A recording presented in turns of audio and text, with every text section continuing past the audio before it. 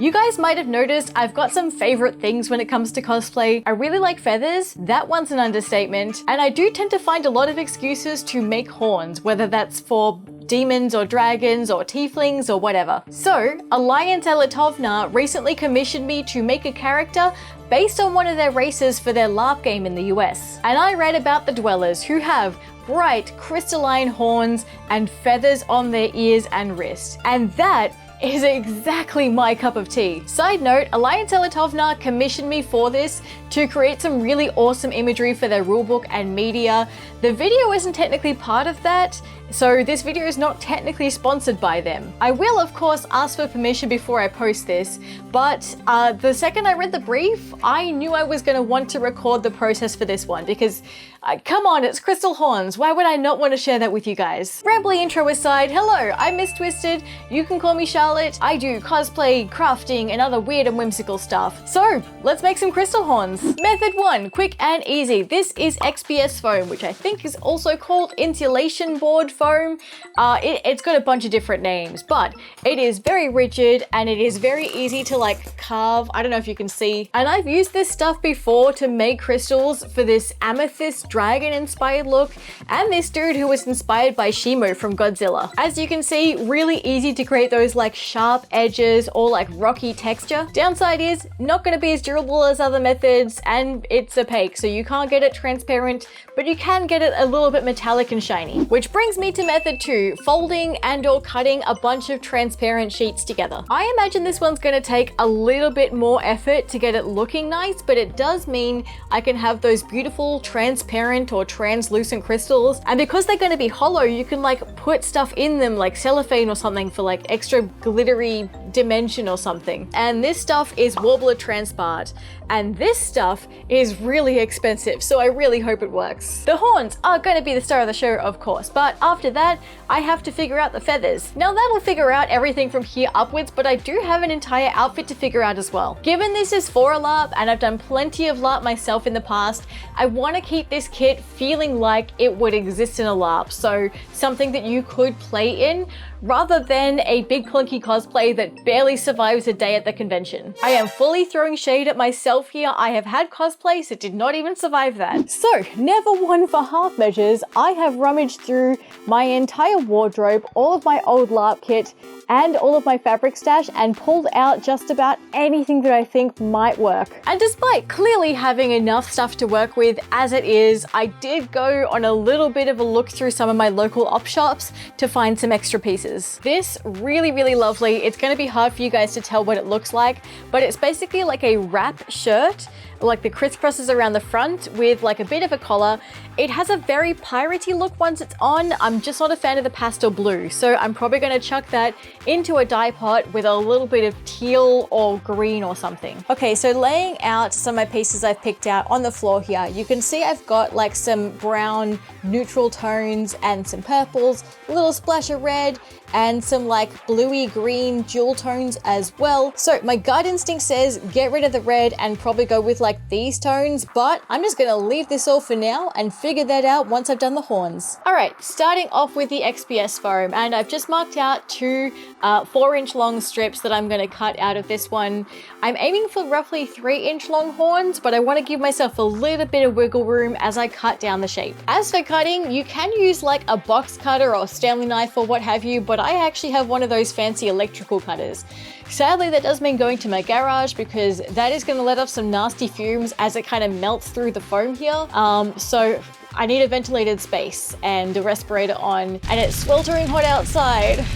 Let's do this. Pausing to glare grumpily in the sunlight like the cave goblin I am, we are heading into the sweltering hot garage. It's time for my obnoxious safety warning from last video, just because we're going to be using a lot of dangerous stuff in this project. Pay attention, class. This is a safety briefing, not a sponsored section. I need your listening ears for 30 seconds, and if you're good, you'll get a sticker at the end. Your safety and health is your responsibility. Always research the glues, paint, and materials you're using. Determine if you need ventilated space, respirators, safety goggles, gloves, or aprons. If in doubt, read your instructions, read your manuals. Your health and safety should always be a priority over a project, regardless of what dumb or dangerous stuff you see other people doing. That includes me. I have done dumb and dangerous stuff in the past, and I probably will do again. Very good listening, class. Here is your sticker. It is a round chicken that I got from a convention. You're welcome. Back to my foam carving. I am using this electric cutter to start just slowly slicing into this foam to create that horn shape. This is definitely doable with like a Stanley knife or box cutter. You just need to have far more patience than I do. As I slowly whittle these down, you can see I've kept all of those lovely jagged edges and corners. And I've sliced the bottom of these so they create an angle to sit upright on my forehead. Alright, I've got these ones on some skewers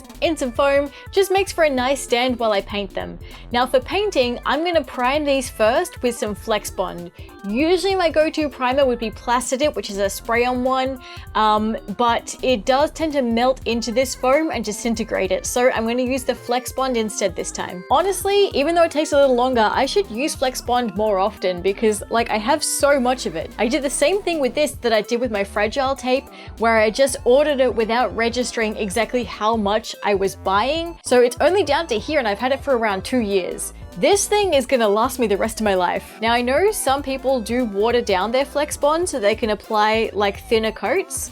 I've tried that before. I did not notice enough of a difference to warrant that level of patience. I have learned from experience that I need like 3 or 4 or even 5 or 6 coats of Flex Bond for these, because if you don't have like a thick protective layer over the foam base, a lot of the harsher paints like spray paints are just gonna eat into the foam. Speaking of spray paint, now that my Flex Bond is dry, I'm going to apply a matte white coat over these horns, followed by several layers of the shiniest, most chromy, reflective silver spray paint I've ever used. Also, side note, I am of course leaving this to dry fully between layers. And this one is a purple automotive spray that goes over the silver to create this metallic purple. But I wasn't 100% set on this color, so I went back over it with some Sharpies, and while that ink is still damp, just sort of blended it in on those flat surfaces. I've got a pink and purple here just to create some tone variation on the horns. That color looks fantastic, but I want to emphasize those sharp edges just a little bit more, so I'm gonna very lightly run a metallic white paint over all of them. Okay, outside of time where you're just waiting for layers of Flex Bond to dry or waiting for the spray paints to dry, in terms of actual labor, these took like no time at all to make, and honestly, they look gorgeous. I'm really happy with these. Exactly the kind of thing I had in mind. And these have got a couple of layers of a spray-on satin varnish that's just gonna like seal in and protect the paintwork a bit. In terms of how to attach them, I am no stranger to gluing things to my face. It's one of my favorite things to do in cosplay. If you don't like gluing things to your face, you could chuck them on a headband. But for me, I'm gonna put down a little bit of liquid latex on the bottom here, let that dry, and that's gonna form just like a really nice base that I can just apply spirit gum or Pros-Aid to and stick those right on. I'm using Creolin's thick liquid latex to create one coat and then letting that dry overnight. With the latex dry on the bottom, that forms like a nice sort of rubbery surface that you could put on spirit gum to stick it to your face. These are lightweight enough and the latex grippy enough that I can literally just like do this and it's gonna hold like a little bit. It won't hold for very long, of course, but like, oh, I take it back. That's actually holding really well. What the heck? There isn't even adhesive on this. I didn't expect it to stick this well. Alright, there you go. The point is, very lightweight, decent surface area to stick to your forehead. Those are going to stay on pretty well. Okay, for round 2, the various types of transparent plastic. Now, I did a couple of little experiments, little practice rounds. The first one was just kind of cutting out geometric shapes and trying to glue them together into something vaguely crystalline. As you can see from like the chalky residue, super glue is not the best for this. The second thing I tried was carving out some of the spare XPS foam into like a sort of antler shape. There's some bits broken off here, but the reason I did this was to try and wrap some of the transparent warbler over it to replicate the shape. And it sort of worked. This is kind of the result of that. And the idea is there. I like the fact that this means I can probably get some color in there, but also keep it like transparent, translucent. But it hasn't really picked up a lot of those sharp edges of the foam like I'd hoped it would. So the shape is a little softer, I guess more organic. So as you might have guessed from the remaining masked lines on my face, I've been back out into the garage to carve up a little bit more of that XPS foam because I think I'm onto something here. Now this time round, I've gone for like much more defined, simpler, geometric cuts and keeping like a lot of really sharp lines there so that hopefully the transparent warbler can pick up those lines a little easier. And rather than trying to wrap up like a more complex shape with multiple prongs, I've got like a singular horn and then a bunch of like smaller pieces so that maybe I could make the shapes first and then try and like stick some of them together to make that more complex shape. I hope that makes sense. Let's just go for it. So much like regular warbler, transparent warbler gets soft and malleable under the heat gun. Unlike regular warbler, you have to heat it much hotter, which is why I'm using gardening gloves and some pliers just to protect my hands a little bit while I work with it. There's also some elasticity to this stuff, so you can sort of pinch on all of those edges to define them and stretch it around the back to really sort of shrink wrap this shape in. Well, so far this shape is looking pretty promising. All right, this is completely cooled down now, so moment of truth, let's see if I can get this out. I don't really mind if this stuff gets destroyed coming out because I'm not going to have to use it again. Luckily, transparent warbler's still got like a little bit of flex to it, so I had a feeling that was going to happen. That's okay. Okay, that is looking really promising. There's like a little bit of like frosting where it's picked up the rough texture of the foam. I don't mind that though because it makes it look more like I guess like a naturally formed crystal rather than like a polished thing you'd see in a jewelry store. All right, let's see if I can pull that off again for a pair. Round 2 went a lot smoother. It's almost like practice makes perfect or something. And I made these extra little spikes as well. Now before I put any of these together, I've got to figure out how to color them. Couple of ideas for that. I've got some transparent airbrush paint. I've also got Dynaflow, which is like a transparent dye for fabrics that you can paint on. Also Sharpies and alcohol ink. I've had a lot of luck with these kind of paints and dyes in the past, particularly to get like vibrant colors on materials that are otherwise really hard to color. As of a few minutes ago, I'm reminded of the fact that they can be quite difficult to get off as well. Hence my blue hand and the new stain on my lovely bamboo desk.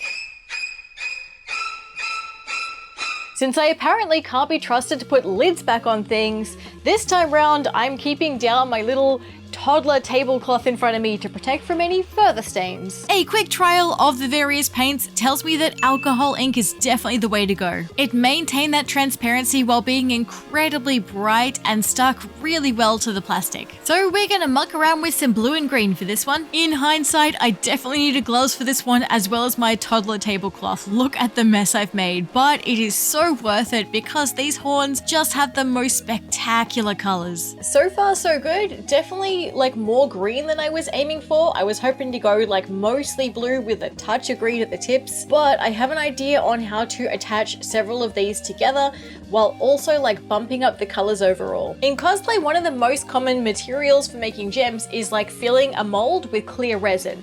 The main reason I haven't been doing that is because that does get quite heavy and solid and probably isn't going to stick to my face quite as well. That said, I think if you're planning on putting the horns on like a headband or something instead, that might be a good option. But what I might do is use resin to kind of give everything a bit of a coating. It's going to make it extra shiny and glossy, and I can kind of use it as a glue to stick some of these elements together. I'm using UV resin for this project instead of the 2-part resin. I've heard it's less toxic, but I don't trust that information 100%, so I'm going to take care not to get this on my hands and essentially use it like glue to start to fuse some of these pieces together. It cures relatively fast under a UV light, so now I've got several of these horns clustered together in this beautiful formation. To reinforce this shape, bump up the color a little bit and the shiny gloss on the outside, I'm adding a tiny bit of alcohol ink to some of this resin, and I'm just going to paint this almost like nail polish over the whole piece. Once again, being super careful not to get this on my hands and switching back to my pliers when that became just too difficult to hold. And in Aussie summer, no UV lamp is going to hold up to the power of the sun, which means we get to cure these extra fast and see how lovely and sparkly they look. To create a nice solid base, I used some holographic vinyl and covered the whole thing once again in liquid latex. Hello, it is Editing Charlotte here from the future because past Charlotte apparently was too impatient, just went barreling on to finish the project instead of stopping to explain anything. So just temporarily pretend that I'm past Charlotte here. I just finished those horns.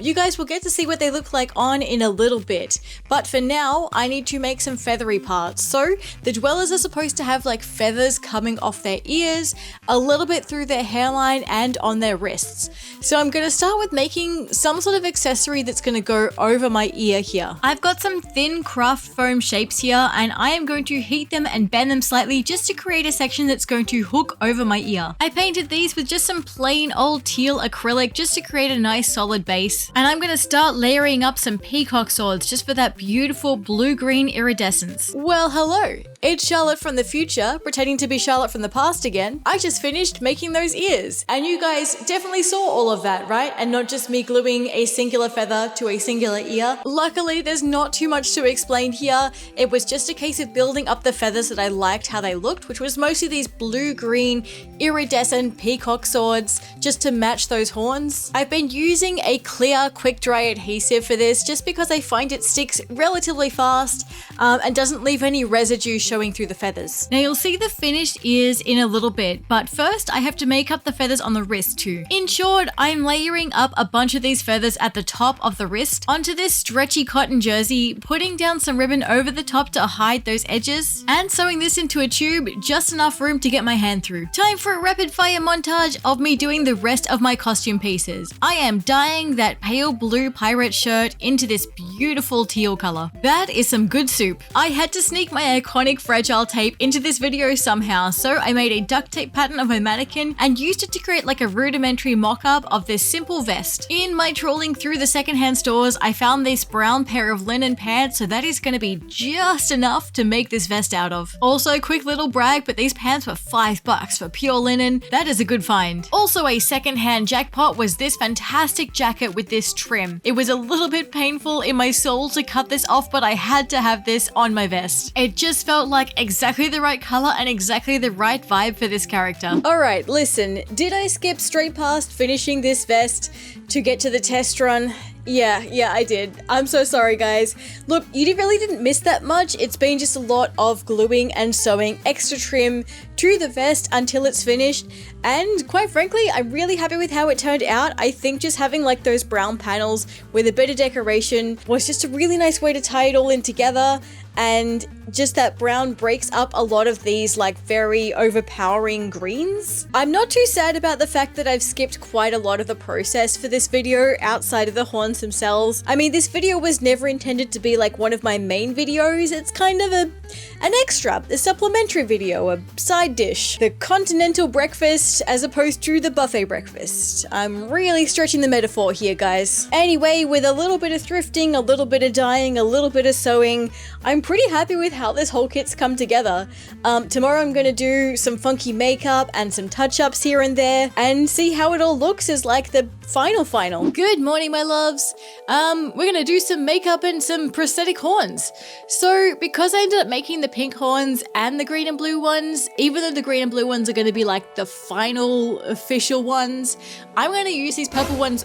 I'm going to use these purple ones in a look to start with, just because like I've already made them and they do look cool, so why not turn it into two different looks? So we'll do one purple, one green, and I did actually already do the green and blue look for a photo shoot a couple of days ago. It was like 34 degrees Celsius outside, so swelteringly hot, and today it is 15 degrees, which is why I'm in the giant fluffy dressing gown. But because I'm going to film the makeup today, I'm going to get a bit timey-wimey and put the footage from the photo shoot after this footage. I didn't want to go super crazy with contact lenses, but I do have these subtle green ones that just add like an otherworldly glow to my eyes, as opposed to going for like scleral lenses or something more creepy. To contrast with these bright purple horns, I wanted to go for slightly darker colors and a more roguish look overall, so I've got some darker pieces for my kit and the black wig.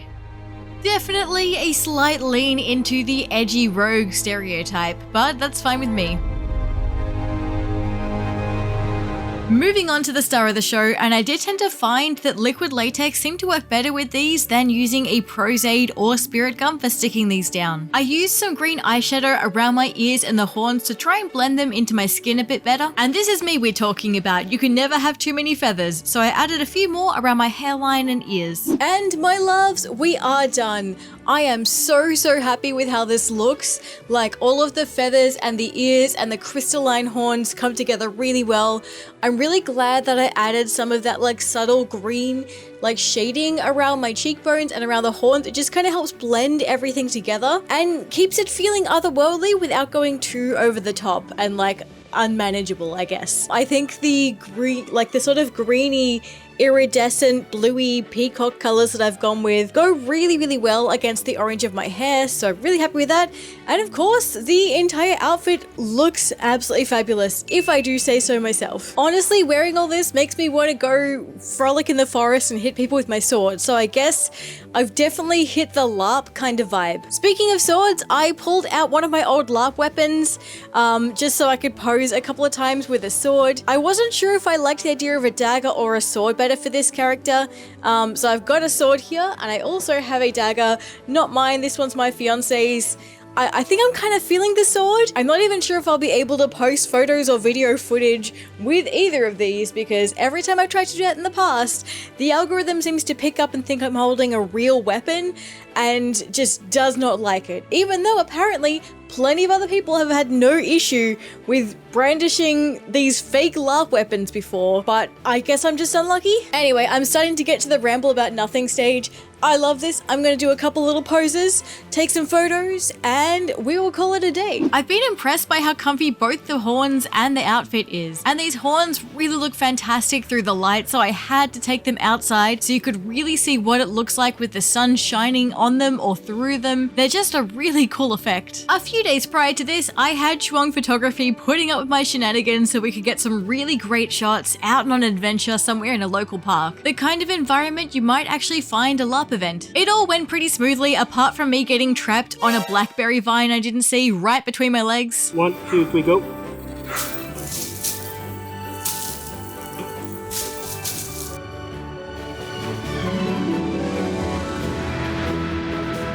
Photo shoot done. We did a good job. It is supposed to be top of 34 degrees today Celsius. Yay. And so we started really early in the morning and now we're walking uphill back to the cars and I can feel the sweat running down under the horns right now. So I'm so glad we did the early start, but oh boy. Thank you guys so much for watching this sort of mini video side quest, I suppose. A huge thank you, of course, to Alliance Allatovna. As I mentioned at the start of the video, while this video is not technically sponsored, Alliance Allatovna did sponsor me to create images of this character for their LARP. So I am just really grateful that they've given permission for me to put this out there. You guys should check out more details about the LARP. I will put those details down below in the description. They have been amazing to work with, and honestly, creating this makes me want to go gallivanting around in their LARP. So if I ever come to the US, I'll be there. A huge thank you to my ultimate supporters on Patreon: Artemis, Michael, Mix Randvi, Rakishin, Residual Images, Robert Mischief, Tamara, Verilyn, and Yuri. And thank you also to these other amazing patrons who are on screen now. If you enjoyed this project and want to see more of what I do, come and join us over on Patreon. I post previews, work in progress, and other entirely exclusive videos that you cannot find anywhere else. As you may have noticed, this is posted on my secondary channel, which I'm going to be using for these smaller videos or more casual projects, stuff like that. So if you want to see some of my bigger projects or longer videos, they are going to be over on my main channel. This one is going to be mostly shorts and extras, so feel free to go follow both, and I will see you guys in the next one. Bye!